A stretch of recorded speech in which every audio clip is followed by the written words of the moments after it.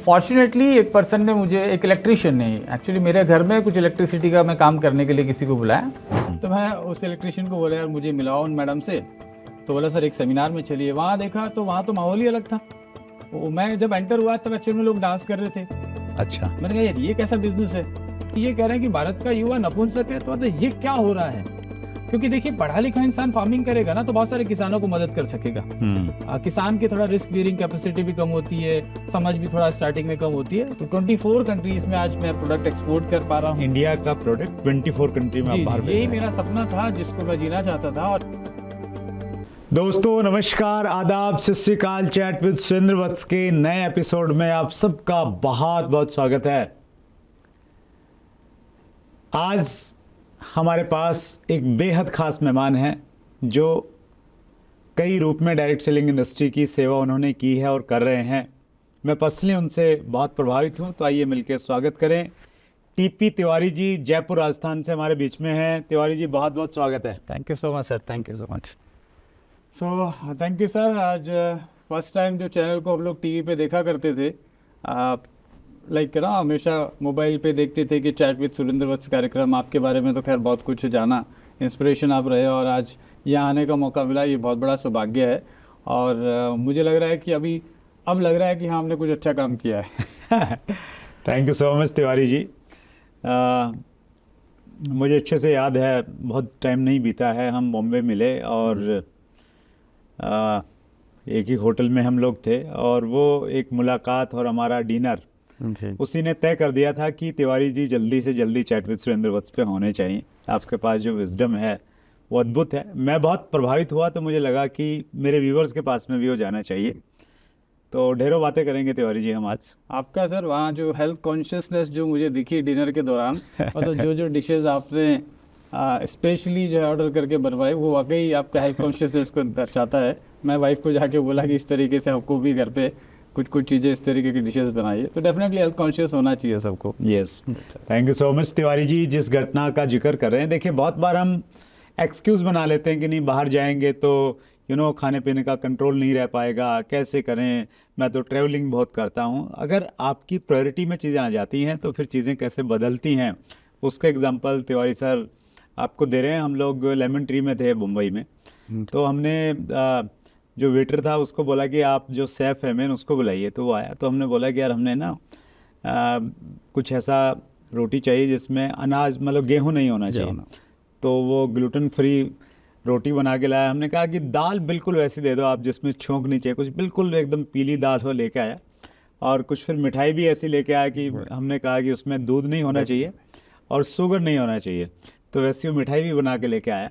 तो हर जगह हर चीज़ उपलब्ध होती है, बशर्ते कि आपका फोकस रहना चाहिए। और तिवारी सर तो आयुर्वेद में हैं, इन सब चीज़ों के बारे में बहुत अच्छे से जानते हैं। तो आज बहुत कुछ सीखने को मिलने वाला है। तैयार रहिए, प्रिपेयर रहिए, और आप कॉपी पेन लेके अगर बैठे हैं तो बहुत कुछ आपको लर्निंग आज होने वाली है। शुरुआत करते हैं तिवारी सर आपकी जर्नी से। जी सर, मेरा पूरा नाम तारा प्रकाश तिवारी है और मेरे पिताश्री वैद्य रामचरण जी तिवारी आयुर्वेदिक वैद्य हैं। बहुत ही पैशनेट, बहुत ही दिल से आयुर्वेद को करते हैं और आयुर्वेद को जीते हैं। गवर्नमेंट जॉब किया और रिसेंटली अभी तकरीबन 4-5 साल पहले रिटायर हुए। उनके बारे में बताना चाहूँगा सर, छोटी सी, जब आप किसी चीज़ से आप लगाव करते हैं ना, उस फील्ड में आप क्या कर सकते हैं। तो एक छोटे से हॉस्पिटल में फादर की पोस्टिंग हुई और उसमें 2 कमरे थे, मतलब टोटल हॉस्पिटल ही 2 रूम का साइज़ का था और उसके ऊपर टीन शेड हुआ करता था। मेरे फादर ने वो हॉस्पिटल में जब ज्वाइनिंग किया, उसके बाद उस हॉस्पिटल को तकरीबन 50 बेडेड हॉस्पिटल कर दिया, लोगों से फंडिंग करके। अच्छा, लोगों से ही सेवा कर करके वो जा के घर पे लोगों को पेशेंट देखा करते थे, पेशेंट ठीक हुआ करते थे। आसपास में जो, क्योंकि दवाइयाँ इतनी नहीं मिलती थी, आज तो बहुत सारे हॉस्पिटल को इतनी फैसिलिटी मिल रही है, लेकिन उस समय आयुर्वेदिक हॉस्पिटल में इतना सप्लाई नहीं होता था गवर्नमेंट से, तो पेशेंट आते भी नहीं थे क्योंकि वहाँ कुछ मिलता ही नहीं था। तो मेरे फादर ने वहाँ आसपास जो उगने वाली जड़ी बूटियाँ हैं उनको इकट्ठा कर करके और पेशेंट को देने लगे और उनको बताने लगे कि तुम अगर इस मेडिसिन को लेकर ठीक हो रहे हो, इस जड़ी बूटी को, ठीक होने के बाद ये जड़ी बूटी और इकट्ठा करके ऐसा ऐसा दिखेगी, तुम्हारे खेत से लाके मुझे दो। ऐसा करते करते बहुत बड़ा हॉस्पिटल वो हो गया और बहुत अच्छी से उन्होंने पेशेंट की सेवा अभी तक कर रहे हैं और अभी बहुत अच्छी गौशाला चला रहे हैं, गाय की सेवा करते हैं और आयुर्वेद को बढ़ा रहे हैं। तो पारिवारिक बैकग्राउंड, एक्चुअली में परिवार में लगभग सभी लोग वैद्य हैं। तो वैद्य होने की वजह से ये सारी चीज़ें तो आयुर्वेद कहीं ना कहीं ना नोइंगली अननोइंगली हमारे सबकॉन्शियस माइंड में आ ही गया था। और इसी वजह से शायद मेरा प्लांट से रुझाव था, क्योंकि घर पे पेड़ पौधे ही रहते थे हमेशा। कभी गोक्षरू आया है, कभी घर में च्यवनप्राश बन रहा है, कभी चित्रघरी तकी बन रही है, बहुत सारी दवाइयाँ बनाते थे, अपने हाथ से बनाते थे। और मेरे जो फ्रेंड्स लोग थे स्कूल टाइम में मुझे कंपाउंडर साहब बोला करते थे। अच्छा। क्योंकि मैं उनको कुछ जुकाम उकाम हुआ तो बता देता, सीतोपलादी ले लो, ताली सादी ले लो, अबरक बसम ले लो। तो वो लोगों को स्कूल कॉलेज के टाइम में मैं उनका एक्चुअल में एडवाइज़र हुआ करता था हेल्थ के बारे में। इसीलिए मैं एग्रीकल्चर में चले गया। बीएससी एमएससी मैंने राजस्थान एग्रीकल्चर यूनिवर्सिटी से करी। यूनिवर्सिटी में टॉपर रहा बीएससी एमएससी दौरों के दौरान। और फिर एक छोटे टाउन में रहते थे, जोबनेर एक छोटी जगह है जयपुर से 40 किलोमीटर दूर। अच्छा। वहाँ एग्रीकल्चर कॉलेज राजस्थान का पहला एग्रीकल्चर कॉलेज था, और भारत के शायद शुरुआती एग्रीकल्चर कॉलेज में से एक था। तो वहाँ छोटी सी जगह में ज़्यादा एक्सपोजर नहीं था, बस वहाँ एक ही था कॉलेज और हॉस्टल। और वहाँ से ये लगता था कि कहीं बाहर निकलें, क्योंकि कभी कभार हम जयपुर आते थे तो बड़ा बड़ा सिटी लगता था। और कभी ज़िंदगी में मतलब ज़्यादा एक्सपोजर नहीं मिला। ज़्यादा से ज़्यादा हम लोग जयपुर से अजमेर कभी ट्रेन में बैठे होंगे, मेरे एमएससी करने तक के करियर तक, ईयर 99 तक मैं कभी मतलब ट्रैवल भी हमने कोई बहुत ज़्यादा नहीं किया। तो इच्छा होती थी, लोगों को देखते थे कि लोग बाहर जाते हैं, तो फिर मेरा कोशिश था। इसी कोशिश में बाई चांस पेपर में एडवर्टाइजमेंट देखा कि हैदराबाद में एक नेशनल इंस्टीट्यूट है जो कि प्लांट हेल्थ मैनेजमेंट के बारे में कुछ कोर्स करवाता है। तो प्लांट हेल्थ मैनेजमेंट मुझे बड़ा इंटरेस्टिंग लगा कि प्लांट्स की हेल्थ के बारे में एक पूरा इंस्टीट्यूट बना हुआ है इंटरनेशनल लेवल का। सो व्हाई नॉट एक ट्राई करना चाहिए। मेरा इंटरेस्ट तो था प्लांट में। तो मेरा एमएससी का जो रिसर्च वर्क रहा वो भी मेडिसिनल प्लांट्स पे था। फैमिली बैकग्राउंड भी मेडिसिनल प्लांट या आयुर्वेद से रिलेटेड ही था। और हैदराबाद मैंने जाने का चांस लिया। फैमिली तो रेस्ट्रिक्ट कर रही थी कि नहीं जाना है, इतनी दूर जाके क्या करोगे, लेकिन मैं गया। और वहाँ जाने के बाद एक्चुअल में मेरे को और इन डीप समझ में आया कि एक्चुअल में हम लोग क्या खा रहे हैं, क्या गलत हो रहा है हमारे साथ। फॉर एग्जांपल पहली क्लास में वहाँ पे जो इंट्रोडक्टरी सेशन था कि क्या इस कोर्स में होने वाला है, तो हमसे पूछा गया कि हल्दी के क्या बेनिफिट है। हाँ। सब लोगों ने बताया, मैंने भी बताया, मेरे पास तो और 50 रीजन थी। तो मैंने बताया कि स्किन की प्रॉब्लम, ब्लड प्योरीफायर, अल्जाइमर के लिए होगा, ब्रेन के लिए होगा, डायबिटीज़ के लिए होगा। तो वहाँ जो प्रोफेसर थे उन्होंने कहा कि ये सारी जो बीमारियों के आप नाम ले रहे हैं कि हल्दी खाने से आप प्रिवेंट कर सकते हो बीमारियों को या क्योर भी कर सकते हो, लेकिन ये सारी बीमारियाँ कौन से देश में नंबर 1 है, या which country is number 1 in all these diseases. ये बड़ा ज़बरदस्त सवाल था, क्योंकि भारत लगभग सभी बीमारी में नंबर 1 था। अब तो उन्होंने सवाल किया कि जो आप बोल रहे हैं वो जहाँ भी पढ़ा है वहाँ गलत लिखा है। मॉडर्न साइंस भी बोल रही है, आयुर्वेदा भी बोल रहा है, और सारे वैज्ञानिक बोल रहे हैं, और ये सब कैसे हो रहा है। फिर हम तो हल्दी पैदा हुए तब से खा रहे हैं, in fact before our birth also we are consuming turmeric, right. तो फिर वहाँ समझ में आया, उन्होंने बताया कि हम जो जिस तरीके से खेती कर रहे हैं वो खेती का तरीका हमारा गलत हो चुका है, बहुत जल्दी प्रोडक्शन करने के चक्कर में। फॉर एग्जाम्पल हल्दी को अच्छी तरीके से कुरकुमिन जो मेन एक्टिव कंपाउंड है उसको बढ़ाने के लिए 2 साल तक खेती करनी पड़ेगी। जैसे एक बच्चे को पैदा होने के लिए टेक्स 9 मंथ, एक जनरली इतना पीरियड है, उसमें मेच्योरिटी आती है। वो मेच्योरिटी हल्दी में तब आती है जब 2 साल हो जाए, तब मैक्सिमम कुरकुमिन आ जाता है। एटलीस्ट 1 साल भी रखोगे तो वो ठीक ठाक आएगा। लेकिन अभी क्या हो रहा है सर, जहाँ ज़्यादा हल्दी हमें कमर्शियल प्रोडक्शन के लिए हो रही है, 3 महीने से 4 महीने में क्रॉप को निकाल के मार्केट में आ जाता है। 1 साल में जहाँ पे या 2 साल में 1 फसल होनी चाहिए थी, वहाँ पे 4 से 8 फसलें ली जा रही है उसी ज़मीन में। तो ज़मीन की जो उर्वरक क्षमता है वो कम हो रही है। उसको कंपनसेट करने के लिए बहुत सारा यूरिया और डीएपी हमें डालना पड़ रहा है, नहीं तो फसल नहीं होगी। फिर जल्दी से साइज़ को बड़ा करना है और मेन्योर डालेंगे, राइट। तो इसमें क्या हो रहा है, अच्छा हाइब्रिड वैरायटीज़ काम में ली जा रही है हल्दी की भी। जैसे आज टमाटर हाइब्रिड आ गया, बड़े बड़े आ गए, उसी तरीके से हल्दी में हमको मालूम ही नहीं है। हम सोच रहे हैं वही मिर्च खा रहे हैं, वही धनिया खा रहे हैं। नहीं, जो धनिया आज के 40 साल पहले था वो वैरायटी नहीं खा रहे आप लोग, वो पुदीना नहीं खा रहे आप, सब हाइब्रिड्स आ गए, हाई प्रोडक्शन वाली। बहुत मल्टीनेशनल कंपनीज, अमेरिकन कंपनीज बहुत सारे हाइब्रिड सीड तैयार कर रही है और वो हम लोग खा रहे हैं। खैर, तो प्लांट की खुद की इम्यूनिटी कमजोर है। फिर जो कुरकुमिन कंपाउंड है वो होना चाहिए था 8 से 12%, वो हो गया 0.4%। अरे, जो ज़्यादातर सैंपल इंडिया में अगर आज की तारीख में देखेंगे, नेशनल इंस्टीट्यूट ऑफ न्यूट्रिशन का डेटा है कि 0.4% से लेके हार्डली 0.5% या 6% मिलता है। अब वो हल्दी खा के तो आप ये सब बीमारियों को ठीक नहीं कर सकते। साथ में उस हल्दी के साथ में बहुत सारे आपके केमिकल्स चले गए, पेस्टिसाइड, फर्टिलाइजर, राइट। तो ये कोर्स में मुझे लगा कि बहुत कुछ इंटरेस्टिंग होने वाला है, क्योंकि ये तो पूरा दिशा ही चेंज करेगा। तो 2 साल मैंने बड़े मतलब तालीमता से उसको समझा, क्योंकि मेरा इंटरेस्ट का सब्जेक्ट था। बहुत इंटरेस्ट आता गया कि प्लांट्स को किस तरीके से ग्रो करना है। वो करते करते ही फिर आगे जो है सेंट्रल गवर्नमेंट की वैकेंसीज आई एग्रीकल्चर रिसर्च में। फॉर्चुनेटली जिस इंस्टीट्यूट में पढ़ रहा था उस इंस्टीट्यूट से मात्र 4 किलोमीटर दूरी दूसरा इंस्टीट्यूट था, और एग्रीकल्चर रिसर्च इंस्टीट्यूट है ICR का। तो वहाँ हम लोग जो है जूनियर साइंटिस्ट लग गए। अच्छा लग रहा था, वहाँ भी सीखने को मिल रहा था। और मेरा इच्छा होता था कि और क्या काम करूं, तो मैं एक डिपार्टमेंट, मेरी पोस्टिंग एक डिपार्टमेंट में थी, लेकिन मैं 3-4 डिपार्टमेंट के साथ काम कर रहा था। अच्छा। वहाँ जाता था, जो भी प्रोफेसर होते थे, HODs होते थे, कि सर आपके पास भी कुछ एक्स्ट्रा काम है। मेरा वाला काम तो रिसर्च वाला 2 घंटे 3 घंटे में सुबह हो गया, अभी सर खाली हूँ। तो बोलते थे, हमारा पोस्ट हार्वेस्टिंग टेक्नोलॉजी का डिपार्टमेंट था एक वहाँ पे। तो फसल को काटने के बाद क्या क्या उसको प्रोसेस किया जा सकता है, वैल्यू एडिशन किया जा सकता है, जैसे एलोवेरा का जैम कैसे बन सकता है, एलोवेरा का जैम किस तरीके से हमारे लिए यूजफुल होगा, एलोवेरा का फ्रूट बियर कैसे बन सकता है, या सॉर्गम को मिला के और मोरिंगा को मिला के कैसे हम लोग लड्डू बना सकते हैं हाई न्यूट्रिशन वैल्यू के, जिसमें फाइबर कंटेंट ज़्यादा हो, ग्लाइसेमिक इंडेक्स कम हो, प्रोटीन वैल्यू ज़्यादा हो।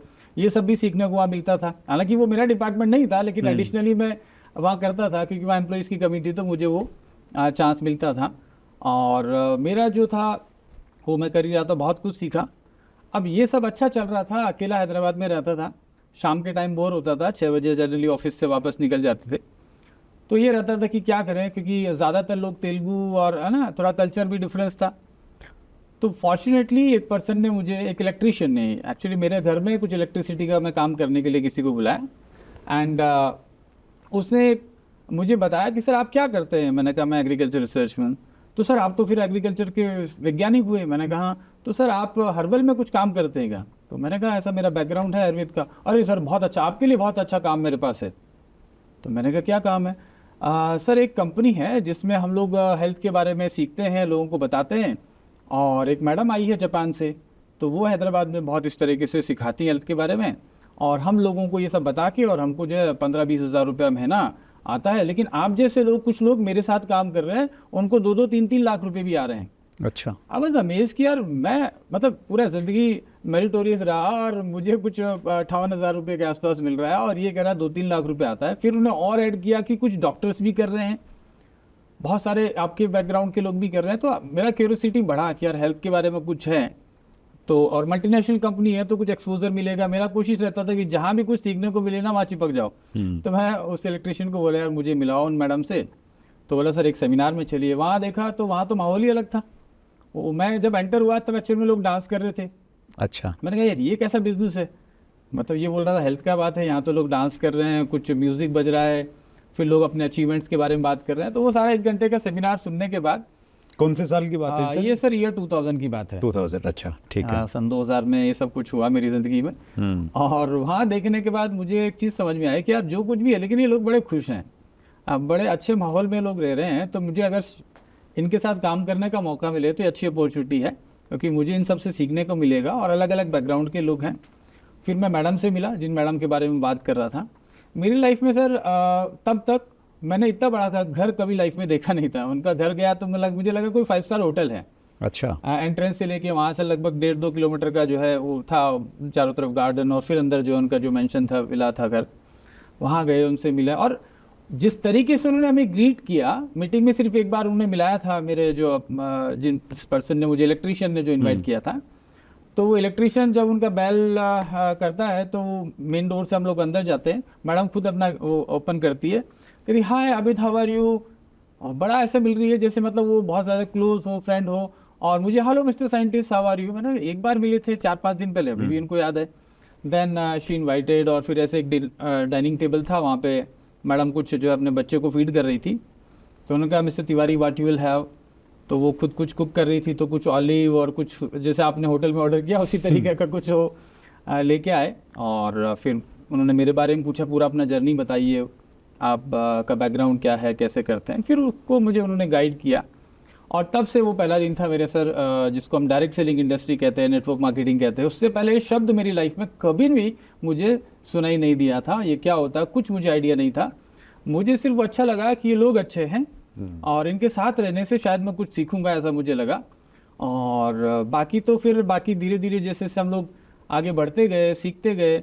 सीखने का मेरा फोकस हमेशा था, मैं हमेशा, जैसे आपने कहा कि कॉपी पेन लेके बैठिए, तो वो मेरा एटीट्यूड हमेशा था, आज भी है। अभी रास्ते में भी आ रहा था तो मैं बुक पढ़ता रहा था, कुछ अच्छा लगा तो नोट्स बनाता जा रहा।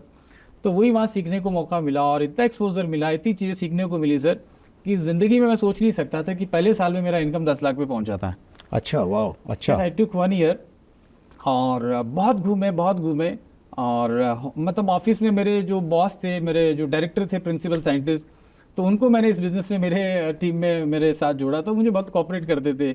हमारे बाहर के रिसर्च के टूर्स होते थे, विजिट्स। हाँ। तो विजिट्स में कहीं ना कहीं इस इंटरव्यू के माध्यम से भी करियर राज ना खुल जाए, तो विजिट्स मेरे बना दिया करते थे सर कि तुम विजयवाड़ा का जो टूर है वहाँ रिसर्च फार्म पे जाके आना है, तो वहाँ विजयवाड़ा में हम प्लान बता के आ रहे हैं, बिजनेस करके आ रहे हैं। इस तरीके से खैर हुआ, इंटरनेशनल टूर भी हुए, बहुत कुछ सीखते गए और इतना ज़बरदस्त सीखने का मौका मिला डायरेक्ट सेलिंग इंडस्ट्री के अंदर। मैं जिम रॉन को बहुत फॉलो करता था सर, आज भी बहुत फॉलो करता हूँ। मैं उनके लिए पागल हूँ, मतलब मेरे लिए मेरे हाँ बहुत आइडल हैं, बहुत कुछ उनसे सीखना मिला। तो वो यही बोलते थे, things to change you have to change, things to get better you have to get better. तो मुझे यही लगता था कि हम अगर बेटर होते जाएंगे, मैं अगर मेरी टीम को बेटर करता जाऊंगा, खुद बेटर होता जाऊंगा, तो मेरी ज़िंदगी में सब कुछ अच्छा होगा। तो बस हार्ड वर्क करते थे और लर्निंग सीखते सीखते इंडस्ट्री में 4 साल में रहा सर। 4 साल रहे। जिम रॉन का आपने फिजिकली सुना है? हाँ जी, फिजिकली मैं 3 बार सुना है सर। अच्छा, इंडिया से बाहर भी सुना, यूएस में भी सुना और इंडिया में भी सुना, बेंगलोर में। क्या बात है। सर एक अच्छी चीज़ बताता हूँ, ना केवल सुना सर, जैसे हम लोग आज बैठे हैं वैसे मैं एक डिनर क्वालिफिकेशन के लिए क्वालिफाई किया था मैंने। अच्छा। तो जिमरॉन और हम जैसे पास पास में एक डिनर टेबल पे थे, तो मैं डिनर तो बहुत दूर की बात है सर, मैं उनके हर चीज़ को मूवमेंट को देख रहा था कि वो हाथ कैसे हिलाते हैं, यहाँ कैसे करते हैं, यूँ कैसे बैठते हैं, है ना। मैं वापस आके फिर मिरर में देख के ऐसा करते थे, जिमरॉन ऐसे बैठ। मतलब सर उस समय बचपना बोली या जो भी, लेकिन ऐसा लगता था यार ये लोग है ना जिंदगी में इतने तरक्की कर रहे हैं। और उस समय शायद उनका एज 76 या कुछ था, और इस एज में बताते थे कि वो बहुत ज़्यादा फिट हैं, मतलब थे भी। सब लोग बैठे रहते थे सेमिनार में और वो 6 घंटे तक लगातार खड़े हैं। तो वो भी एक इंस्पिरेशन थी कि यार हेल्थ बहुत जरूरी है लाइफ में। जिम रॉन को जिन्होंने सुना है ना सर, उनको और कोई पसंद नहीं आता, इतने अच्छे स्पीकर थे वो और इतना अच्छा कंटेंट उनका था। That's great. तो 4 साल आप डायरेक्ट सेलिंग में, फिर डायरेक्ट सेलिंग में जब इतना सब अच्छा कुछ चल रहा था तो फिर बाहर कैसे हो गए? हाँ सर, ये है ना, वो कहता है कि ईश्वर ने कुछ लिखा होता है आपके लिए जिसके लिए आपको तैयार करता है। तो शायद वैद्य के परिवार में पैदा होना, एग्रीकल्चर में सारा एजुकेशन लेना, फिर पोस्ट हार्वेस्टिंग टेक्नोलॉजी को सीखना और फिर डायरेक्ट सेलिंग को सीखना, ये शायद मेरी डेस्टिनी का पार्ट था। सब कुछ अच्छा चल रहा था, बहुत सुपर डुपर एक्साइटमेंट लेवल मेरा बहुत हाई था। मुझे एक मेरे मित्र थे, वो बहुत सारे लोग थे लेकिन जो मुझे जानते थे, तो मुझे इनवाइट करते थे बार बार कि तिवारी जी एक प्रोग्राम यहाँ पे होता है और स्वाभिमान भारत ट्रस्ट के नाम से एक संस्था है। अच्छा। वो संस्था अभी हैदराबाद में अपना कुछ काम शुरू कर रही है और वो जैविक खेती पे काम कर रहे हैं और स्वदेशी को बढ़ावा दे रहे हैं कि भारत किस तरीके से अपने स्वाभिमान को वापस से ला सकता है। तो मुझे वो शब्द है ना, भारत स्वाभिमान कैसे वापस लाएगा, ऐसा वो जब बोलते थे मुझे लगता था ये स्वाभिमान कहाँ खो रखा है भारत का। भारत तो अच्छा कर रहा है, हमारा देश तो तरक्की कर रहा है, सब कुछ है, तो ये भारत को स्वाभिमान कैसे दिलाएंगे, क्या क्या चीज़ें कर रहे हैं। आउट ऑफ क्यूरियोसिटी एक बार उन्होंने कहा कि वो आ रहे हैं हैदराबाद में, जो इंसान जो संस्था को उन्होंने फाउंडेशन किया, संस्था के संस्थापक हैं, वो हैदराबाद आ रहे हैं, अगर आप वहाँ आएंगे उनसे मिलेंगे तो बहुत अच्छा होगा। अच्छा, एज ए डायरेक्ट सेलर उस समय मुझे ये लगता था कि जो मिले उसको मेरे साथ ही आना चाहिए, ऐसा हो ही नहीं सकता कि वो ना आए, टीम में जुड़ना चाहिए जी उसको। जी। तो मैं मतलब मैं बहुत ही बचपना बोल लीजिए, मैं नहीं जानता था उनके बारे में। तो मैं ये सोच रहा था कि उनके बारे में बताया गया कि लाखों लोग उनको जानते हैं और बहुत एजुकेटेड हैं, और तो मुझे लगा कि यार ये इंसान, क्योंकि मेरा क्वालिफिकेशन चल रहा था नेक्स्ट लेवल के लिए, अगर काश ये इंसान को मैं मेरी टीम में ला पाऊँ, क्योंकि मैं भी अच्छा ही काम कर रहा हूँ, मैं भी हेल्थ को ही प्रमोट कर रहा हूँ, तो ये भी इसको काम को कर रहे हैं, तो मुझे लगता है आज मिलना चाहिए। तो ऐसा वो चांस मिला। लेकिन जब मैं उनके सामने बैठा तो सर मेरे सारे हथियार, जैसे कृष्ण के सामने अर्जुन के सारे, मतलब ना रख दिए उसने कि अभी प्रभु आप ही बताओ, तो वैसी स्थिति हो गई थी। क्योंकि उन्होंने कुछ बातें बोली, मेरा पहला सवाल यही था कि भारत का स्वाभिमान आप किस तरीके से, क्या प्रोसेस कर रहे हैं। तो उन्होंने पॉज लिया और मैं मुझे ऊपर से नीचे तरफ देखा। क्या कौन थे वो? भाई राजीव दीक्षित, सॉरी मैं उनका नाम कहना भूल गया। भाई राजीव दीक्षित जो है, मतलब मेरे अभी भी है ना गूज बम आते हैं। वो इंसान ना, इंसान नहीं सर, मेरे हिसाब से तो, मेरी शब्दों में तो देवता थे। बहुत पूरी जिंदगी उन्होंने लगा दी थी, मुझे नहीं मालूम था इतने बड़े शख्स के बारे में। वो सबके लिए उन्होंने जो चीज़ें बताई और भारत का स्वाभिमान किस तरीके से डगमगाया हुआ है और क्यों हमें वो स्वाभिमान वापस लाना है, वो सब चीज़ें बताई। वो पहला मेरा मीटिंग था, पहला मुलाकात थी। और उनसे मिलने के बाद मुझे पता नहीं कि उनका ऑरा ऐसा था कि मैं अट्रैक्ट हो गया। मैं जो कुछ कहना चाहता था, जो मेरे दिमाग में चल रहा था, वो सब भूल गया, बस सुनता रहूं। और बहुत सारी चीज़ें उन्होंने बताई। उन्होंने आयुर्वेद को लेके बहुत ज़बरदस्त वो काम करते थे। उन्होंने जो सर मूल जो चीज़ बोली, जो मुझे अट्रैक्ट कर गई जी, वो बोला कि भारत की, तिवारी जी, सबसे बड़ी समस्या क्या है। मैंने कहा सर पैसा। हम तो सारे दिन यही बोलते थे भाई पैसा जरूरी है। बोला बिल्कुल आप सही कह रहे हो, पैसा इनकम या लोगों की ज़िंदगी, सभी चीज़ें तो पैसे से जुड़ी हुई है, तो पैसा ज़रूरी है, लेकिन ये पैसा भारत में कम क्यों है? ये अमेरिका में कम क्यों नहीं है या और देशों में कम क्यों नहीं है? वहाँ तो गवर्नमेंट बहुत सारी चीज़ें कर पाती है, डेवलपमेंट कर पाती है। हम हर बार में यही कहते हैं सड़क बनाना है पैसा कम है, ये करना है पैसा कम है। तो ये कहाँ से कमी कहाँ है? इसका सोर्स क्या होगा भारत की सबसे ज़्यादा? हाँ, तो मैं तो खैर कुछ बोल नहीं पा रहा, तो उन्होंने कहा भारत का 70% लोग आबादी आज किसान है, गाँव में रहते हैं। अगर हम लोग गाँव को सशक्त कर दें, इन किसानों को मजबूत कर दें, जो कि हमारी 70% आबादी है, तो क्या होगा कि किसान का इनकम बढ़ेगा। और किसान के साथ में उन्होंने कहा जिस साल बारिश होती है उस समय देश की इकोनॉमी अच्छी बढ़ होती जाती है। है। सब समझ लीजिए कि बारिश हुई तो मतलब किसान को फायदा हुआ, किसान को फायदा हुआ तो वो पैसा पूरा, क्योंकि 70% आबादी पैसा खर्च करेगी शहरों में आप लोगों के पास, जो भी व्यापारी हैं वहाँ पे, लेकिन वहाँ पैसा नहीं तो आपके पास पैसा नहीं। दूसरा चीज, माइग्रेशन सिटीज पे दबाव पड़ रहा है। आज आप जहाँ भी देख लीजिए, छोटे शहरों के, गाँव के जो लोग हैं वो शहरों की तरफ शिफ्ट हो रहे हैं, शहरों में दबाव पड़ रहा है। और गाँव में आज स्थिति होगी सर, गाँव में आपको लेबर नहीं मिलेगी, क्योंकि गाँव के सारे लोग तो शहरों में चले गए हैं। तो इसको करने के लिए हमको खेती को मजबूत करना पड़ेगा। और उन्होंने कहा कि आपका जो बैकग्राउंड है कृषि से है, एग्रीकल्चर से है, तो आपने इस देश के लिए ऐसे कृषि में आप होते हुए आपने क्या कंट्रीब्यूशन किया? वो सवाल मेरे लिए था। मैं तो कुछ तो कर रहा हूँ, लेकिन सही में देश के लिए कुछ कर रहा हूँ क्या? क्योंकि हम जनरली रिसर्च में सर, मैं बताना चाहता हूँ कि आज हो क्या रहा है सर, 90% तो काम ये हो रहा है कि हमारे ऊपर प्रेशर रहता है as a being a government employ कि आप रिसर्च कंप्लीट करके दीजिए, तभी वो प्रोजेक्ट का पैसा आगे से सैंक्शन होता है। कुछ इंटरनेशनली फंडेड प्रोजेक्ट होते हैं, कुछ नेशनल फंडेड प्रोजेक्ट होते हैं, तो प्रोजेक्ट को आपको टाइमली खत्म करना है। अब आपको रिसर्च करनी है तो हो सकता है 2, 4, 5 साल लगे। किसी रिसर्च को आप फाउंडेशन में नहीं डाल सकते, आप कितने समय में कंप्लीट करना है। लेकिन क्या होता है कि आपको रिसर्च के लिए इक्विपमेंट चाहिए होते हैं, कुछ और फंड चाहिए होते हैं, तो वो आपको कहते हैं ये कंप्लीट करो फिर नेक्स्ट तब मिलेगा, उसकी रिपोर्ट सबमिट करिए कहाँ तक आपने किया। अगर आप कहेंगे कि नहीं अभी तो हम कुछ रिपोर्ट देने लायक स्थिति में, तो फंड रुक जाएंगे। तो प्रेशर रहता था कि नहीं कंप्लीट करो। अब वो कंप्लीट करने के लिए चाहे डेटा हमने करके लिए हैं या कहीं से और से डेटा लिए हैं, बहुत सारी चीजें करके, तो यार देश को तो वाकई कंट्रीब्यूशन करने वाला तो खास कुछ किया नहीं। दूसरा इन्होंने बोला कि हमारी कृषि जो पद्धति हो रही है, एग्रीकल्चर यूनिवर्सिटीज़ में क्या सिखाया जा रहा है, जैसे मैंने एग्रीकल्चर से ग्रेजुएशन की, तो हमें बताया जा रहा है कि आपकी फसल में एक कीड़ा लग जाए तो साइपरमेथ्रिन डाल दीजिए और ये पेस्टिसाइड डाल दीजिए, इतना कम फसल बढ़ाने के लिए इतने किलो के इतनी बीघा में आप इतना यूरिया डालना है, डीएपी डालना है। तो हमें तो जहर वाली रासायनिक खेती सिखाया जा रहा है और वही साइंटिस्ट लोगों को सिखा रहे हैं, जो हमने पढ़ा वही हम सिखा रहे हैं। तो कहीं ना कहीं पूरी खेती को बदलना पड़ेगा। इंटीग्रेटेड, एकीकृत जिसको खेती कहते हैं, जैविक खेती कहते हैं, उसके ऊपर करना पड़ेगा। अगर वो करेंगे तो हमारी देश की जीडीपी बहुत ज़्यादा बढ़ जाएगी। हम जहर खा रहे हैं, जहर उगा रहे हैं, जहर खा रहे हैं, उसकी वजह से हम बहुत सारी बीमारियां हो रही है। उन्होंने बताया कि भारत में 70% जो बीमारियां हो रही है हमारे गलत खाने की वजह से हो रही है। अब इस गलत खाने की वजह से हमको जो बीमारियां हो रही है उसके इलाज के लिए हम 70 से 90% दवाइयां इंपोर्ट कर रहे हैं। पहले तो हम pesticide, fertiliser, even urea, DAP, अब बहुत सारे इंसेक्टिसाइड, पेस्टिसाइड, मोनोक्रोटोफॉस, ये जितनी भी कंपनियां, बायर है, बहुत बड़ी बड़ी मल्टीनेशनल कंपनियां हैं जो इंडिया में 80% एग्रोकेमिकल्स बेचती हैं। थोड़े समय के लिए मैंने बीच में बताना भूल गया, एक कंपनी, मल्टीनेशनल कंपनी है, एग्रोकेमिकल बेस्ड कंपनी में मैंने काम किया थोड़े समय, गवर्नमेंट जॉब मिलने से पहले। तो हमें मालूम है कि कितना ज़बरदस्त खतरनाक केमिकल्स इंडिया में आता है।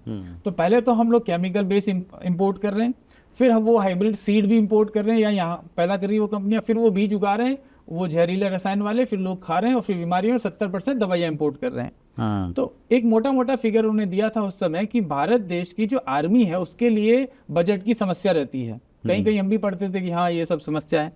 तो भारत देश की आर्मी का जितना बजट है उससे 8 गुना 10 गुना बजट हम दवाइयाँ आयात करते हैं। तो हम दवाइयाँ आयात कम करेंगे तो हमारे देश को खुशहाली होगी और सारे चक्रव्यूह को उल्टा करना पड़ेगा। जो सिस्टम हम चला रहे हैं ना उसको वापस बैक गियर में डाल के खेती को ठीक करना पड़ेगा, केमिकल मंगाना बंद करना पड़ेगा, रासायनिक खेती बंद करके जैविक खेती करेंगे, लोग अच्छा खाएंगे, अच्छा बीमार ना होंगे, 70% बीमारियां कम होगी, 70% इम्पोर्ट कम होगा और इकोनॉमी बढ़ जाएगी। तब मुझे समझ में आया कि यार फिर एक चीज़ और उन्होंने बोली। मैंने कहा, उन्होंने बताया, मेरे जो व्यक्ति थे जिन्होंने इंट्रोडक्शन कराया, कि एक ये मल्टीनेशनल कंपनी के जो अमेरिका बेस्ड है उसके लिए भी कुछ ये काम कर रहे हैं, अच्छा काम कर रहे हैं। तो उन्होंने कहा कि आप स्वास्थ्य में काम कर रहे हैं। मैंने कहा, तो उन्होंने कहा भारत देश में स्वास्थ्य के बारे में जानकारी कम पड़ गई थी तो आप अमेरिका से ला रहे हैं जानकारी। तो वो भी मुझे मतलब जवाब देने की स्थिति में तो नहीं था, क्योंकि मेरे फादर तो आयुर्वेद से हैं, तो मैं तो जानता था कि आयुर्वेद में बहुत कुछ है। ऐसे करके अब मैं 2 दिन तक घर आने के बाद ना, मेरे 2 दिन के बाद एक बड़ा इवेंट था जिसमें मुझे एज अ चीफ गेस्ट मुझे मेरी टीम को या बाकी सब टीम को एड्रेस करना था। डायरेक्ट सेलिंग कंपनी का। डायरेक्ट सेलिंग कंपनी का बहुत बड़ा इवेंट था। हाँ। अब एक्चुअली में 2 दिन तक मैं सो नहीं पा रहा, मेरा दिमाग एक्चुअली में उनके प्रति बार बार आकर्षण हो रहा है ना, बार बार मैं जब भी सोचूं उनकी बात याद आ रही है। हाँ। तो मैं अगर कैरियर के रूप में भी देखूं तो मैं ये सोच रहा था कि एग्रीकल्चर में इतना स्कोप है, तो क्यों ना मैं इस एग्रीकल्चर की प्रोसेस में इसको आऊं मैं, और इसी में इतना बड़ा कैरियर बन सकता है कि भारत में तो हजारों, एक गोक्षरू का एग्जांपल और उन्होंने दिया था कि तिवारी जी दुनिया का भयंकर प्रॉब्लम में से एक डायबिटीज है, और डायबिटीज की वजह से आपका किडनी का प्रॉब्लम आता है। तो भारत बोला एक ऐसा देश है जिसमें गोक्षरू पैदा होता है, एकमात्र किडनी की ऐसी दवाई है जो भारत में पैदा होती है। दुनिया में 1 ग्राम भी गोक्षरू कहीं पैदा नहीं हो सकता, पुनर्नर्वा कहीं पैदा नहीं हो सकता, भूमि आंवला कहीं पैदा नहीं हो रहा है। ये 3-4 जड़ी बूटियां पूरी दुनिया की किडनी की प्रॉब्लम सॉल्व कर सकती है। उस समय वो बता रहे थे कि तकरीबन 16 लाख भारतीय डायबिटीज की वजह से 1 साल में मर जाते हैं। बड़ा फिगर था, मतलब आज तो चलो कोविड झेलने के बाद हमको लग रहा है कि लाखों लोग मरते होंगे बीमारियों से, लेकिन उस समय 16 लाख प्रति वर्ष मर जाते थे। आज तो बहुत बड़ा फिगर हो गया डायबिटीज की वजह से, ऐसे किडनी की वजह से। बताया कि ये गोक्षरू का काढ़ा पी लें तो 15 दिन के अंदर क्रिएटिनिन 4 है तो 2-3 तक आ सकता है, और पी लेंगे तो 1 तक आ सकता है। मेरे लिए सरप्राइज था, क्योंकि मेरे फ्रेंड थे डॉक्टर धनराज रेड्डी हैदराबाद में, तो उनका बड़ा हॉस्पिटल था, वो मेरी टीम में थे। तो वहां वो बोलते थे कि भाई किडनी का पेशेंट एक बार हुआ तो बस हुआ, डायबिटीज हुआ तो हुआ। ये कह रहे हैं कि 15 दिन में उसको रिवर्स कर देंगे। 15 दिन नहीं, 3 महीने में हो जाएगा तो बड़ी बात है। तो मुझे लगा अगर इस गोक्षरू का और ये जड़ी बूटियां बोल रहे उसका मैं कुछ बना दूं, कि मैं फूड प्रोसेसिंग पे भी काम करता था, तो $1 बिलियन की कंपनी बनाई जा सकती है। तो मैं क्यों, धीरे धीरे फिर संपर्क बढ़ा और उनके 4-5 प्रोग्राम मैंने अटेंड करे, और इनके एक प्रोग्राम में मैं गया, वहां पे लाखों लोगों की भीड़ थी, मतलब एग्जैक्टली तो नहीं लेकिन 80-90 हज़ार तो लोग होंगे, और लोग उनके पैर छू रहे हैं। पैर तो छूना दूर की बात, वो जहां से जा रहे थे उस मिट्टी को लगा के सर पे लगा रहे थे ऐसा। तो मुझे लगा कि यार ये इज्जत, ये शोहरत तो बहुत मुश्किल है ये कमाना। मतलब हमको लग रहा है कि हमको बहुत सम्मान मिल रहा है, लेकिन ये तो गजब का सम्मान है। तो मुझे अट्रैक्शन हुआ धीरे धीरे, और फिर मैंने भारत स्वाभिमान की सदस्यता ली, फॉर्म मैंने भरा, और मुझे कुछ जिम्मेदारियां दी गई, तो मैंने कुछ जिम्मेदारियां ली। मैं तो हमेशा कोशिश करता हूँ कि जहाँ मौका मिले कुछ मिल जाए। घर में भी कुछ काम होता है, तो हमारे शादी ब्याह भी तो मैं 50 काम ले लेता हूँ, कि ना हर चीज़ में कुछ एक्सपीरियंस मिलता है। तो उन्होंने मुझे कहा कि जैविक खेती के बारे में आप कुछ लोगों को बताना चाहेंगे, किसानों को बताना चाहेंगे। तो मैं जो भी पढ़ सकता था, थोड़ा बहुत जो मुझे नॉलेज था वो बताने लगा, सीखने लगा। बहुत सारे किसानों के संगठन से हम लोग मिलते थे, और धीरे धीरे उसमें इतना इन्वॉल्व हो गए कि एक दिन मुझे पता नहीं जो भी हुआ डिसीजन, तो मैंने कहा कि आज से मैं इस कंपनी को नहीं कर पाऊंगा, और मैं पूर्ण रूप से अपने आप को स्वदेशी मूवमेंट का हिस्सा बनाऊंगा। अच्छा। और मेरे देश के लिए मैं क्या कर सकता हूं, क्योंकि जिम रॉन भी बोलते थे कि अगर आप ज्यादा लोगों के लिए कुछ करेंगे तो वो काम ज्यादा अच्छा है, बजाय कि सिर्फ आपका इंडिविजुअल कुछ पर्सनल बेनिफिट हो रहा है, पर्सनल गेन हो रहा हो, उसके बजाय अगर वैसा काम करें जिसमें पर्सनल गेन कम है लेकिन सोसाइटी को गेन ज्यादा होने वाला है, so that should be your preferred choice. और भगवान कृष्ण की गीता में भी बोलते हैं कि आप जितने ज्यादा लोगों को कर सके। तो मुझे लगा कि यार इस प्रोसेस में जैसे राजीव भाई कर रहे हैं उतना नहीं तो थोड़ा बहुत मैं करूंगा, तो मैं भी लोगों तक पहुंचूंगा, और मैं इसको एज ए बिजनेस भी खड़ा करूंगा। कैसे होगा नहीं मालूम था, लेकिन मैंने अपना रेजिग्नेशन कंपनी को लिखा, और मेरी कंपनी के लिए वो शॉकिंग इन्फॉर्मेशन थी। कंपनी के जो नेशनल हेड थे उनसे भी मेरी अच्छी मित्रता थी, जो भी लोग थे हमारे अपलाइन। बड़ा ये कठिन दौर था, क्योंकि इमोशनली बहुत ज़्यादा आप डायरेक्ट सेलिंग में हो जाते हैं, लोगों से प्यार होता है, डाउनलाइंस होते हैं बहुत सारे।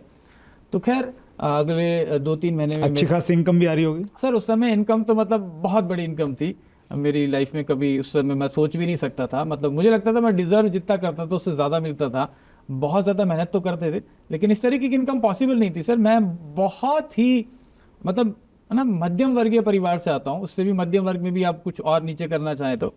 कि अच्छा एक और चीज़ मैं ऐड करना चाहूँगा जो आज मेरा पैशन बन गया है। मैं देखता था मेरे पिताजी को, वैद्यों को, क्योंकि मैं और जो लोगों को देखता था जो व्यापारी हैं, जिनके पिताजी या एलोपैथी के डॉक्टर एक हुआ करते थे हमारे वहीं पे जहाँ पे मैं रहता था, उनके बच्चे कंपैरेटिवली ज़्यादा अच्छे कपड़े पहनते थे, ज़्यादा उनके शौक पूरे हुआ करते थे, उनको साइकिल भी उनके पास थी।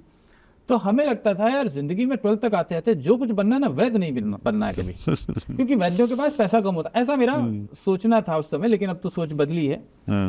तो मुझे लगा कि यार बिजनेस ही करना चाहिए। क्योंकि और नौकरी भी करनी पड़ी तो वैद्य तो नहीं करना है। क्योंकि वैद्य में देखता था फादर इतने लोगों की सेवा कर रहे हैं, मतलब दवाई बनाना, उसको 4 घंटे 8 घंटे उस पेशेंट के लिए दवाई बनाना, दूसरे दिन उसको 300 रुपये में दे देना, मतलब आपका कितना मेहनत लगाओ, हम पूरे परिवार वाले लग रहे हैं उसको, च्यवनप्राश को पका रहे हैं, और बाकी दूसरे प्रोफेशन में लोग आसानी से पैसा कमा रहे हैं। लेकिन आज मुझे सर राजीव जी से मिलने के बाद ये समझ में आया कि हमारे देश के जो गुणी लोग हैं, जो मेहनती हैं, ईमानदार हैं, आयुर्वेदिक वैद्य हैं, उनको कैसे आगे लाया जा सकता है। ऐसा कुछ भी हमें करना पड़ेगा। वो तभी होगा जब लोगों को आयुर्वेद के प्रति निष्ठा होगी, उनको तभी सम्मान मिलेगा सर, ज़्यादा से ज़्यादा लोग ठीक होंगे। तो खैर मैंने उस संस्था को पूर्ण रूप से छोड़ दिया और बड़ा इमोशनल विदाई हुई सब लोगों से। आज भी खैर बहुत मेरे डाउनलाइंस बहुत सक्सेसफुली अच्छा काम कर रहे हैं, बहुत अच्छे रिलेशन हैं। और मैंने अपना जो गवर्नमेंट जॉब था, एक दिन यहाँ जाने के बाद दूसरे दिन एक पत्र रेजिग्नेशन मेरे बॉस को भी मैंने दिया कि अच्छा, सर मैं गवर्नमेंट जॉब भी छोड़ दिया, डायरेक्ट सेलिंग छोड़ दी। अभी 2 दिन में मैंने सारा कुछ कंप्लीट किया और फिर वापस आके पढ़ना शुरू किया। बहुत सारी किताबें मैंने राजीव जी के पास बहुत सारी हुआ करती थी, वो कुछ कुछ और चीज़ें वो बताते थे, ये तो पढ़ना शुरू किया। और फिर क्या करना है वो मैंने डिसाइड किया कि मैं कृषि करूँगा, वापस से ऑर्गेनिक फार्मिंग में करूँगा और जैविक खेती से औषधीय पौधों की खेती करूँगा। क्योंकि जैविक खेती से सिर्फ मैं अनाज उगाऊंगा तो शायद मैं ज़्यादा अभी इमीडिएटली इम्पैक्ट नहीं ला पाऊंगा, लेकिन चूंकि बीमारियां ज़्यादा है उसका मैं समाधान दूंगा तो शायद मेरा जर्नी थोड़ा सा आसान होगा। ये मेरा उस समय सोचना था। क्योंकि जो डेटाज उन्होंने बताए कि डायबिटीज़ की वजह से इतने मर रहे हैं, भारत को एक आर्टिकल छपा था, India country of infertile youth. तो राजीव दीक्षित कहते थे कि भारत का युवा इतना मजबूत है और ये कह रहे हैं कि भारत का युवा नपुंसक है। तो मतलब ये क्या हो रहा है? क्योंकि हमारा डाइट, बहुत सारी चीज़ें सर, घंटों इस पर बात हो सकती है, वो सब समझ में आया। तो मुझे लगा कि औषधीय पौधे ही लगाता हूँ। अश्वगंधा मुझे A फॉर एप्पल की जगह A फॉर अश्वगंधा मुझे समझ में आया कि यार ये हमारे देश में करना चाहिए। क्योंकि मेरे राजस्थान में नागौर एक जगह है, नागौरी अश्वगंधा पूरी दुनिया में फेमस थी। आज भी नागौरी अश्वगंधा बहुत कम होती है, लोगों ने उस एरिया में खेती करना बंद कर दिया। नागौरी अश्वगंधा की वैरायटी दूसरी जगह हो रही है, नागौर में नहीं हो रही है, दूसरी जगह हो रही है, लेकिन नाम उसका नागौरी अश्वगंधा वैरायटी है। तो वो अश्वगंधा बहुत अच्छी मानी जाती है, मैं जानता भी था मेरे पिताजी की वजह से। तो मैंने वो अश्वगंधा की खेती करी, लेकिन तब तक रिजाइन करने तक और उस कंपनी तक छोड़ने का सारे प्रोसेस को अगले 6 महीने मेरे परिवार में किसी को नहीं मालूम था। अच्छा, ओके, इतना बड़ा डिसीजन आपने ले लिया अकेले अपने दम पे? जी, किसी को मैंने उस समय इन्वॉल्व नहीं किया, बताया भी नहीं, क्योंकि मुझे मालूम था मैं बताने के बाद कर नहीं पाऊंगा। क्योंकि बहुत सारी फिर चीज़ें हो जाती है। और मैंने हैदराबाद बैंगलोर हाईवे, उस समय मैं हैदराबाद चले गया था जैसे मैंने बताया, तो वहाँ पे मैंने जो भी कुछ मेरे पास पैसा था, जो भी कुछ थी, सबसे बेस्ट से बेस्ट मैं कैसे अच्छी से अच्छी खेती कर सकता हूँ वैसा मैंने कोशिश किया। बहुत अच्छा सा मैंने शुरू के 4 महीने तो ट्रैक्टर ही चलता रहा ज़मीन के ऊपर। मैंने कुछ 70-75 एकड़ मैंने ज़मीन जो है वो लीज पे ली थी, लॉन्ग लीज पे, बाद में कुछ खरीदा भी। और उसको मैंने पूरी सॉइल को मतलब एक तरीके से पूरा चेंज किया पूरी, क्योंकि वो तो सब पेस्टिसाइड वाले ज़मीनें होते हैं। साउथ में स्पेशली पानी काफ़ी है तो सर पेस्टिसाइड बहुत ज़्यादा यूज़ होता है, नॉर्थ में फिर भी कम है। तो वो सारी ज़मीन को रिवाइव किया, उसको जिंदा किया। राजीव दीक्षित कहते हैं ये मृत ना मिट्टी है, मिट्टी मर चुकी है, अब तो इसमें वेंटिलेटर पे लगाया जा रहा है यूरिया डाल के, तो इसको जिंदा करना है। जिंदा कैसे होगी? जब उसमें ऑर्गेनिक मैटर जाएगा, कार्बन जाएगा। तो फिर बहुत सारा वर्मी कंपोस्ट, बहुत सारी काली मिट्टी और सब ला के उसको डेवलप किया। और उसके बाद सर मुझे 2 साल की मैंने फसल ली, क्योंकि मैंने वही पढ़ा था, और मैंने शानदार अश्वगंधा की फसल उगाई। मतलब देखने लायक था कि लोग उसको देखे तो नजर लग जाए, ऐसी अश्वगंधा और ऐसी जड़ें मोटी मोटी आई। और मैं बड़ा खुश था, क्योंकि 2 साल तक सिर्फ पेशेंस बस लगाना, खेत को देख के बड़ा खुश हो जाना। और मैं बहुत समय खेत पे ही रहता था, तो देख देख के मन खुश होता था कि यार बहुत अच्छा कर रहे हैं। अब इसको हम इस जड़ी बूटियों को अब बहुत सारी कंपनियों को देंगे, बड़ी बड़ी कंपनियां भारत में आयुर्वेद में, सब लिस्ट बना के बैठा था, इनसे मिलना है, इनसे मिलना है, और ये इतना टन ले लेंगे। तब अपना ख्याली पुलाव या मेरी कैलकुलेशन चल रही थी। और मैं इस खेती को बहुत सारे युवाओं को सिखाऊंगा, ये मेरा ड्रीम था कि मैं इसी प्रोजेक्ट में लाला के बहुत सारे लोगों को, एग्रीकल्चर स्टूडेंट्स को, कि आप जॉब पे मत जाइए, आप फार्मिंग करिए। क्योंकि देखिए पढ़ा लिखा इंसान फार्मिंग करेगा ना तो बहुत सारे किसानों को मदद कर सकेगा।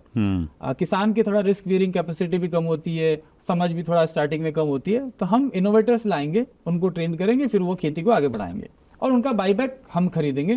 थोड़ा सा इंटरनेशनल एक्सपोजर भी था मुझे, मैं शायद उस समय 8-9 बार इंडिया से बाहर भी जा चुका था।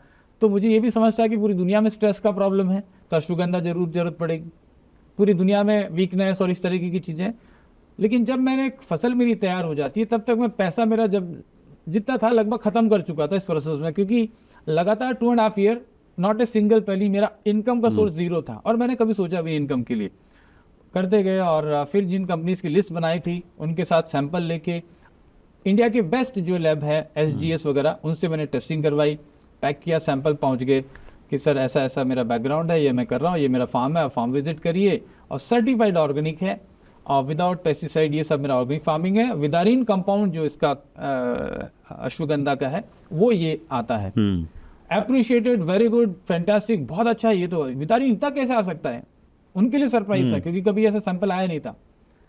तो मैंने जब प्राइस कोट किया तो उन्होंने कहा ओ हो, मुझे लगा ऐसा क्या मैंने बोल दिया, क्योंकि मैं तो बहुत कम मार्जिन लेके चल रहा था और दूसरा मेरा था कि इतना तो मिलना चाहिए था कि हमारे किसान मेहनत करें। तो उन्होंने कहा प्राइस तो बहुत हाई है, क्योंकि ये प्राइस पे हम लेंगे ना तो इम्पॉसिबल है कि हम इंडिया में सेल कर सकें। मतलब इतना बड़ा कंपनी कहती है सेल नहीं कर पाएंगे, कितनी सेल नहीं हो सकता, क्योंकि हमारा जो फिनिश प्रोडक्ट है उसकी प्राइस जो है उसके अकॉर्डिंगली रॉ मटेरियल की हमारी प्राइस फिक्स है। हमारा प्रोडक्शन डिपार्टमेंट हमको प्राइस देता है, प्रोक्योरमेंट डिपार्टमेंट को, कि ये प्राइस पे आप प्रोक्योर करिए। अभी मैं कैसे परचेज कर सकता हूँ, क्योंकि आप तो 4 गुना ज्यादा बोल रहे हैं। मैंने कहा मेरी प्राइस हाई है या मेरा क्वालिटी को कंपनसेट नहीं कर रहा। तो उन्होंने कहा क्वालिटी के हिसाब से तो ठीक है, लेकिन हमारे बजट के सूट नहीं कर रहा। चलिए ठीक है, मुझे लगा हो सकता है इनको सूट नहीं कर रहा होगा, इनका बजट मार्केटिंग का जरूरी होगा, ज्यादा होगा। तो मैं लगातार 4 महीने पूरे भारत में घूम रहा हूँ, एक से दूसरी जगह जा रहा हूँ, लेकिन सब जगह जाने का लगभग यही सा जवाब था कि ठीक है चलो आप कह रहे हो तो एक बात ऐसा करिए कि 1 टन आप भेज दीजिए, थोड़ा यूज करके देखते हैं। तो फिर मैंने कहा सर पेमेंट वगैरह नहीं, वो देखते हैं 2-3 महीने के बाद देखते हैं, एक बार आप थोड़ा सा भेजिए। ऐसा कुछ जगह दिया भी मैंने, लेकिन मेरे पास तो टन और ट्रक भरे हुए थे। ये 1-1 टन 500 किलो से तो मेरा कुछ होने वाला नहीं था। तो सर 6 महीने ऐसे ही बीत गए जर्नी के और समझ नहीं आ रहा कि अब क्या करें। मुझे लगा कि अब जब मेरा फाइनेंशियल क्राइसिस इतना आ गया कि मैं अपने इंस्टॉलमेंट, मैंने तब फ्लैट खरीद लिया, गाड़ी, आप समझ सकते हो डायरेक्ट सेलिंग में आप ना टॉप ऑफ द स्काई जिंदगी जीते हो, तो अब वो नहीं कर पा रहा हूँ। और इम्पॉर्टेंट बात ये कि सर इस सब के प्रोसेस में मेरा एंगेजमेंट भी हो गया। मेरी फैमिली का ये था कि नहीं अब तो ये करना। अच्छा, उनको लग रहा है कि ये सब बहुत अच्छा ये सब चल रहा है, क्योंकि बीच बीच में जब मैं घर आता था तो बहुत महंगे महंगे गिफ्ट और इंटरनेशनल ट्रैवल के फोटोज, ये वो, तो मतलब पूरी फैमिली में मतलब एक आकर्षण का केंद्र बना हुआ था। अब मैं क्या बताऊं कि मैं क्या कर रहा हूँ, मैं ये जड़ी बूटी बिक नहीं रही है, कर्जा चढ़ने वाला है। खैर, लेकिन मुझे समझ में आ गया था कि यार ये बहुत मुश्किल है। और उसी टाइम फिर मेरा शादी भी हो गया और 4-6 महीने निकल गए। अब मुझे समझ में नहीं आ रहा था कि अब मैं आगे कैसे बढ़ूँ, क्या करूँ। हैदराबाद वाइफ को लेके गया, वाइफ देख रही है कि ये घर में ये जड़ी बूटियाँ रखी हुई है, ये रख रहा है, ये कर रहा है, आदमी कर क्या रहा, समझ ही नहीं आ रहा उसको। 4-5 दिन तो समझ में आया कि है क्या ये सब सिस्टम। खैर, एक एक्सीडेंट हुआ मेरा और वाइफ का। हम लोग जयपुर से वापस आए थे, फिर जा रहे थे किसी फंक्शन से, तो गाड़ी हमारा पलट गई, तो चोट वोट लगी, कुछ सामान हमारा जो है पब्लिक के लिए भाग गई और ऐसा। तब एक्चुअल में फैमिली को पता चला सारे प्रोसेस की, मेरी ये क्या जी रहा है, क्या कर रहा है, तब सारी चीज़ें सामने आई और फैमिली वहाँ आ गई कि बोला ये सब जो है ना, तुम ऐसा करो जयपुर चलो, ये सब बंद करो इधर, जब तुम्हें जॉब ही नहीं करना है तो जयपुर हमारे पास रह के करोगे। मेरे इन लॉज, मेरे फादर, सबका ये था। एनी हाउ, तो मैंने, अब समझ में नहीं आया उस समय कि यार मेरा तो दिमाग काम नहीं कर रहा। वापस आ गए, 1-2 महीने रुके, फिर मैं वापस हैदराबाद की इतनी सारी लाइब्रेरीज है सर, बहुत बड़ा फार्म था, सब था। तो 4-5 महीने लगे, मैंने उसको सारे को बंद किया। डिसाइड ये किया कि मैं खुद मैन्युफैक्चरिंग करूंगा, मैं किसी पे डिपेंडेंट नहीं रहूंगा, मैं अपना खुद प्रोडक्ट बनाऊंगा, क्योंकि लोग डिजर्व करते हैं अच्छा प्रोडक्ट लेने के लिए। क्योंकि जिस प्राइस पे ये सेल कर रहे हैं ना, उस प्राइस पे तो मेरा रॉ मटेरियल सुटेबल है। कहीं ना कहीं ये मिस्टेक कर रहे हैं, क्यों इनका प्राइस ऐसा आ रहा है, मैं इस प्राइस पे तो मैं इससे बेटर प्रोडक्ट सेल कर दूंगा। मैंने ये सोच के और अपना सारा वहाँ से वाइंड अप किया, वापस जयपुर आया। अब शुरू ऐसी चीज़ से करना जो बहुत सस्ता भी हो, सीधा मैं लोगों के घर तक पहुँच सकूँ। तो राजीव जी एक बात बोला करते थे, गेहूं का जवारा अमृत है, दुनिया की सारी समस्याओं का समाधान इससे मिल सकता है। It is a kind of whole food, nutritious food है। अगर एक गिलास किसी को गेहूं के जवारे का रस पिला दो तो पूरा बॉडी उसका रिवाइव हो सकता है। तो मुझे लगा कि यार गरीब से गरीब आदमी इसको पी लेगा। भारत में आज भी सर लगभग साल की 7 लाख महिलाएं मर जाती है हीमोग्लोबिन कमी की वजह से, और सिर्फ गेहूं के जवारे का आधा ग्लास रस पी लो ना sir, touch wood, scientifically proven है कि ये 7 लाख महिलाओं को बचा सकते हैं। पर पता नहीं क्यों इस सब चीजों के ऊपर काम नहीं हो रहा। खैर, तो मैंने एक छोटा सा प्लॉट जो है उस पे गेहूं के जवारे का वीट ग्रास लगाना शुरू किया जयपुर में आके। तब मैंने कोई वो हाई प्रोफाइल काम नहीं किया जो मैंने वहां किया था। मैंने एक प्लॉट लिया, प्लॉट के ऊपर एक मिट्टी विट्टी मैंने डलाई, कुछ कंपोस्ट डलाया, उसके चारों तरफ फेंसिंग कराई, गेहूं लगाने का काम, फावड़ा चलाने का काम, पानी पिलाने का काम, सब कुछ मैं ही कर रहा था। जो प्लॉट था उसके ऊपर वहाँ पे पानी का कनेक्शन नहीं था, तो पास में एक नर्सरी हुआ करती थी, उस नर्सरी से सुबह 10 बाल्टी और शाम में 10 बाल्टी। आप समझ सकते हैं कि जून के महीने के अंदर राजस्थान के अंदर आप अच्छा कंफर्ट हम एक लाइफ जैसा जी रहे थे ना, वो बिल्कुल कंफर्टेबल थी। और अब हम बिल्कुल ऐसा कर रहे थे, तो लोग भी हंसते थे, क्योंकि कई लोगों को जो उन्होंने मेरे बारे में जानते थे तो कहते ये क्या करने लगे हो। और कुछ लोग मजे लेते थे, तिवारी जी कितना टन गेहूं पैदा होगा आपके खेत में? खेत क्या बताइए, 300-400 गज का प्लॉट है। तो खैर जो भी सुनते थे मैं इग्नोर करता था कि मुझे जो करना है करना ही है। मैंने वो लगाया। खुद अपने आप से नहीं लगता था कि यार ये क्या, मैंने गलत डिसीजन ले लिया, इतनी अच्छी लाइफ थी, सब कुछ बढ़िया चल रहा था, ये क्या कर रहा हूँ अभी? नहीं सर, ऐसा मुझे कभी नहीं लगा एक पल के लिए भी। मुझे लगा कि ठीक है, ये तो पार्ट है, ये होगा ही होगा, क्योंकि आगे जाके तो सब कुछ ठीक होने वाला है। और नहीं, ये क्यों, कैसे श्योरिटी थी कि आगे जाके सब कुछ ठीक हो जाएगा? सर मुझे जो मैं डेटास देखता था और वेलनेस इंडस्ट्री के बारे में मैंने जो बुक, जब मैं आया था जब डायरेक्ट सेलिंग में, तब भी मैं बहुत कुछ पढ़ता था और पूरी दुनिया की हेल्थ की कंडीशन समझ में आती थी कि ये वेलनेस इंडस्ट्री और का क्या होने वाला है। द वेलनेस रिवोल्यूशन करके पॉल पिजर का मैंने बुक पढ़ा। बाकी मेरा जैसे मैंने कहा ना, मेरा पढ़ने का अभी भी शौक है, तो डेटास में निकालता रहता हूँ। वो मुझे समझ में आया ग्लोबली जब प्रॉब्लम है, पूरी दुनिया में प्रॉब्लम है, भारत के अंदर आज 70% दवाइयाँ हम लोग इंपोर्ट कर रहे हैं। मुझे मालूम है अच्छे से कि डायबिटीज़ आयुर्वेद से ठीक हो सकती है, ब्लड प्रेशर ठीक हो सकता है, कोलेस्ट्रॉल ठीक हो सकता है, हाइपरटेंशन, ये सब चीज़ें ठीक हो सकती है। तो क्यों नहीं हो रही है अभी लोगों से? कहीं तो उसमें गैप है, वो एक गैप मैं फील कर सकता हूँ। ये मुझे समझ में आया कि देयर इज अपॉर्चुनिटी। अब ठीक है, प्रोसेस तो करना पड़ेगा। अगर मैं आज 200 करोड़ लगा दूंगा उस समय, तो मैं बिजनेस बहुत फास्ट बढ़ा लूंगा। लेकिन चूंकि मुझे एक्सपीरियंस लेना और ना मेरे पास इतना पैसा है, ना मुझे कोई इतना बड़ा लोन देगा, तो जीरो से स्टार्ट करते हैं। 1-2 साल में सारा कुछ हो जाएगा। मुझे मालूम था कि जब हमने डायरेक्ट सेलिंग में बिजनेस खड़ा कर दिया था सर, तो ये भी हो ही जाएगा। वहाँ मुझे हैदराबाद में कोई नहीं जानता था, नॉट ए सिंगल पर्सन, क्योंकि मैं बिल्कुल वहाँ के लिए लैंग्वेज और सब कुछ अलग था। लेकिन वहाँ भी सब कुछ ठीक हुआ। तो मैंने क्या किया सर, एक पार्क में गया। पहला दिन मेरा बिजनेस का, मेरा 10 दिन के बाद मेरा ग्रास तैयार हुआ, उसको मैंने काटा, मिक्सी में जूस बनाया। अब पार्क में जाके बैठ गया, वहाँ पे बैनर लगाया क्या क्या इसके बेनिफिट्स हैं, और लीफलेट मैंने बनाया। लीफलेट में मैंने इन्फॉर्मेशन लिखी साइंटिफिक कि ईयर इतने में ये रिसर्च हुई जिसमें व्हीट ग्रास लेने से ये बेनिफिट हुआ। डॉक्टर एन विगमोर को मैं कोट करता था, जो कि अमेरिकन साइंटिस्ट है। हमारे यहाँ थोड़ा फैंसी अमेरिकन साइंटिस्ट के नाम लिखो तो लोगों को और ज्यादा होता है। उन्होंने बहुत रिसर्च करी है व्हीट ग्रास के ऊपर। दुनिया में सबसे ज्यादा काम उन्होंने डॉक्टर एन विगमोर ने किया है। बहुत सारे थैलीसीमिया पेशेंट को, 1 लाख से ज्यादा थैलीसीमिया पेशेंट को उन्होंने हेल्प करी है व्हीट ग्रास थेरेपी से। तो वो मैं कोट करता था। लोग पूछते थे कि आप क्या करते, तो मैं बताता था मेरा बैकग्राउंड है। लोग सोचते थे यार ये पढ़ा लिखा बंदा ये क्या कर रहा है, तो मैं बताता था कि मैं राजीव भाई से मिला हूँ और उसके बाद से मैं कर रहा हूँ मेरी जर्नी। तो लोगों ने एक्सेप्ट करना शुरू किया सर। पहले दिन मैं 2 ग्लास 10 रुपये यानी कि 20 रुपीज़ का सेल करके आया था। तो वहाँ से जब घर आया तो मतलब मेरी वाइफ ने कहा कैसा राज, है ना। तो मुझे लगा कि ये बोलेगी कि इतना मेहनत से तूने व्हीट ग्रास लगाया, उसको उगाना सर आप अगर करके देखेंगे तो आसान नहीं है, और गर्मी में तो बिल्कुल नहीं है। उसको आके मैं एक लगभग 15 ग्लास के आसपास बना के लेके गया था और 2 ग्लास सेल हुए।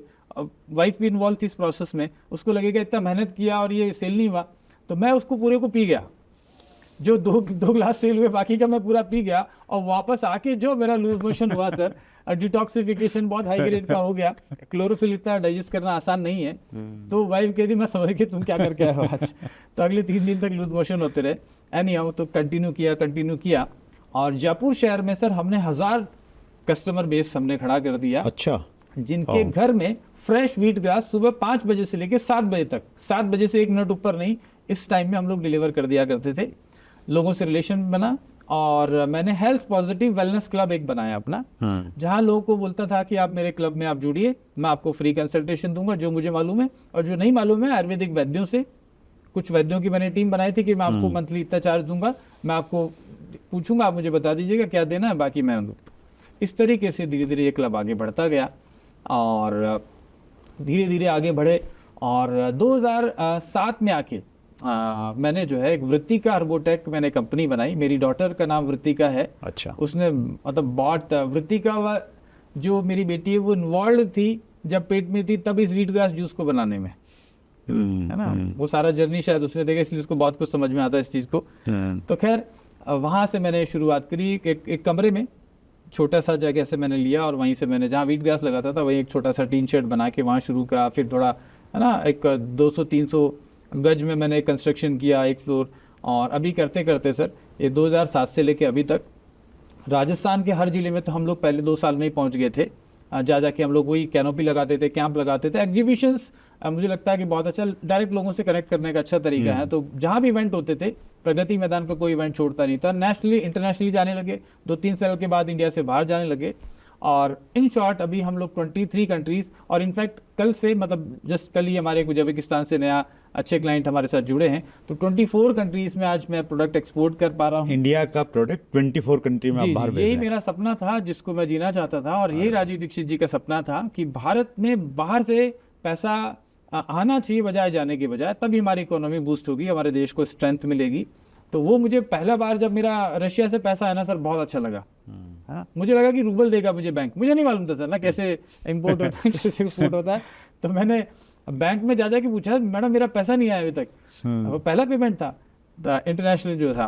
तो मैडम ने कहा कि नहीं, इसका प्रोसीजर होता है, आप सारा दीजिए, जो डॉक्यूमेंट आपने भेजे ना, शिपिंग बिल ये वो सब दीजिए। उसमें मैं रोज जाके बैंक खड़ा रहता, कब आएगा पैसा, बोला ये सब ट्रांसफर होके फिर आता। अब चलो, मैंने कहा, वो ने कहा आ गया पैसा, तो मैंने कहा दे दीजिए। तो बोला आप वो फॉर्म चेक फिल कर दीजिए। चेक फिल किया, उन्हें कैश में दिया, वो अपना इंडियन करेंसी दिया। मैंने कहा मैडम रूबल आया है मेरा। मैंने उसने बोला, तो कहती नहीं तिवारी जी ऐसा सर। तब मुझे पहली बार समझ में आया कि एक्चुअल में ऐसा होता है। तो ये करेंसी इंडिया गवर्नमेंट के पास में रहती है, जो हम लोग बाहर से मंगाते हैं। अभी बड़ा खुशी होती है सर, प्राउड फील होता है कि मैं जब एक्सपोर्ट करता हूँ तो भारत सरकार के पास में फॉरेन रिजर्व बढ़ जाता होगा, ऐसा मुझे लगता है। राजीव दीक्षित जी बोलते थे कि हम लोग रशिया से तोपे मंगाते हैं, बहुत सारे फाइटर जेट मंगाते हैं, जर्मनी से मशीन्स मंगाते हैं, यूएस से दवाइयाँ मंगाते हैं, लेकिन जब मैं आज एक्सपोर्ट करता हूं तो मुझे लगता है कि यार अगर हमने वहां से रफेल खरीदा ना, तो फ्रांस से मैं भी फ्रांस को आज दे रहा हूं, तो कुछ तो लेके आ रहा हूं। मतलब भाव आता है कि देश सेवा ये भी एक प्रकार की, देश के लिए कुछ कर पा रहे हैं। अच्छा लगता है सर कि ये देश के लिए कुछ तो हो रहा है। आज बहुत बड़ी कंपनी है सर आपकी, इंडिया में भी काफी सारी कंपनीज को देते हैं प्रोडक्ट आप। जी सर, हम भारत में जो भारत के लीडिंग जो ब्रांड हैं, सबसे पहले हमने पतंजलि से शुरू किया। पतंजलि को देते हैं आप? हाँ, पतंजलि के लिए एलोवेरा जूस, पतंजलि के कुछ प्रोडक्ट हमने शुरू किए। फिर बैद्यनाथ एक कंपनी है जो कि बहुत बड़ा आयुर्वेदिक कंपनी है, और राजस्थान से उनका पारिवारिक बैकग्राउंड है, लेकिन अभी अलग अलग जगह पे, झांसी पे है, नागपुर में है। तो उनके लिए जो है मैंने कुछ उनको बोला कि सर आप कुछ जूस वगैरह लॉन्च करिए, क्योंकि वो तो आयुर्वेदिक ट्रेडिशनल जो मेडिसिन है, भस्म है, ये सब चीज़ें। तो मैंने कहा सर जूस लॉन्च करिए। कहा हमारा तो इस तरीके का है। मैंने कहा सर थोड़ा करिए, तो 200-500 बॉटल तो एक बार लीजिए। तो थोड़ा सा मैंने उनको दिया, उनके एम्प्लॉइज़ ने पिया, उनको बड़ा अच्छा लगा कि यार ये तो अच्छा है। मार्केट में देना शुरू किया, और अभी अप्रोक्सीमेटली डेली का लगभग मुझे मान के चले कि 20,000-25,000 बॉटल मैं बैद्यनाथ को भी बनाता हूँ। ये लास्ट 12 साल की जर्नी है, 12-13 साल की बैद्यनाथ के साथ में, और एक फैमिली जैसा रिलेशन बन गया है। प्रोडक्ट की क्वालिटी को मेंटेन करते जा रहे हैं, प्राइसेस को बिल्कुल कंट्रोल कर रखा है। उसके लिए भी बहुत सारे स्टेप उठाए। तो आज मेरे पास अप्रोक्सीमेटली इंडिया के 40-50 बड़े ब्रांड है सर, जिनके लिए आप आयुर्वेदिक प्रोडक्ट हाँ जी, आयुर्वेदिक प्रोडक्ट बनाता हूँ। स्पेशली जूसेस में ज़्यादा बनाता हूँ, और एलोवेरा पे मेरा ज़्यादा फोकस रहा है, बिकॉज राजस्थान में सर ना, हम लोग तो रेगिस्तान के रहने वाले लोग हैं, पानी कम होता है। तो राजस्थान की इकोनॉमी को बेटर करने के लिए ना एलोवेरा बहुत अच्छा है। हमारे यहाँ बिल्कुल रेगिस्तान जमीन के अंदर अगर पानी भी नहीं है, साल में एक बार तो बारिश होगी, ईश्वर तो करेंगे, वहाँ पे एलोवेरा लगा के छोड़ के आ जाइए पौधा, भगवान इंद्र वहाँ पानी डालेंगे और एक फसल निकल जाएगी। उस एक फसल से 1 बीघा से आप 40,000 रुपये तो निकाल देंगे। क्या बात। तो ये मुझे अच्छा लगा। तो एलोवेरा मैं सारी कंपनियों को मैं प्रमोट करता हूँ कि आप लॉन्च करिए, जो भी कंपनी कर रही है सबका अच्छा सेल हो रहा है। अब तो खैर 200 के आसपास प्रोडक्ट बनाते हैं, नॉट ओनली इंडियन कंपनीज, मैं इंडिया के तो ज़्यादातर टॉप ब्रांड शायद ही कोई बचा होगा सर, जितने भी आप नाम लेंगे तो कोई ना कोई ब्रांड। बहुत इंस्पायरिंग स्टोरी है सर आपने, मतलब सबके पास मैं गया हूँ सर, खुद बैग उठा के एक कंपनी में मैं गया हूँ, सैंपल पिलाए हैं। आपकी कहानी है ना तिवारी सर, वो बच्चन साहब जैसी लगती है कि जीरो से हीरो गए, बिल्कुल टॉप पे गए और फिर एक बार नीचे आ गए और फिर दोबारा से ऊंची ऊंचाई पे हैं आप।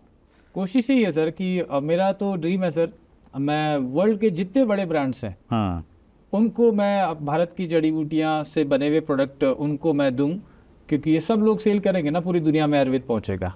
और रशिया में कुछ यूनिवर्सिटीज़ के साथ में मिलकर काम कर रहा हूँ मैं, वहाँ पे आयुर्वेद को बढ़ाने का भी काम कर रहा हूँ। इनफैक्ट एक रशियन कंपनी तैयार हुई है, वो आयुर्वेदा को लेकर कुछ कोर्स शुरू करी, क्योंकि जितने लोग आयुर्वेद को जानेंगे ना सर, जैसे इस्कॉन में हुआ, प्रभुपाद पहुंचे, मुझे लगता है कि जितना आयुर्वेद के बारे में लोग जानेंगे ना, उतना ज्यादा कंजप्शन बढ़ेगा आयुर्वेद का। है ना? अभी क्या हो रहा है वहाँ पे, सिंगापुर में जाइए, कहीं भी जाइए, जापान में, मल्टीविटामिन ये वो सब चीजें, वो सब सिंथेटिक ही खा रहे हैं। ठीक है, विटामिन खा रहे हैं, बॉडी कुछ फायदा मिलेगा, लेकिन जड़ी बूटियों का बना हुआ विटामिन सी के टैबलेट के बजाय अगर आंवला खाएंगे तो ज्यादा बेनिफिट होगा, साइंटिफिकली प्रूवन है।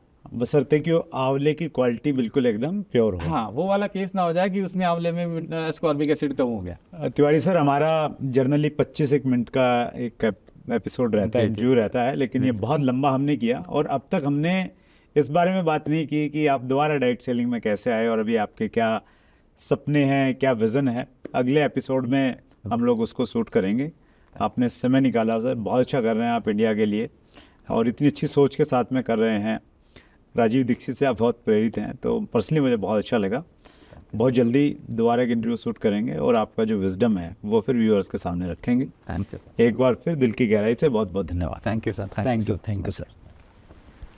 तो ये थे टीपी तिवारी सर, जयपुर राजस्थान से, एक बहुत बड़े विज़न के साथ में आयुर्वेद को न केवल मात्र इंडिया में अभी तो पूरे विश्व में फैलाने की मंशा के साथ में काम कर रहे हैं।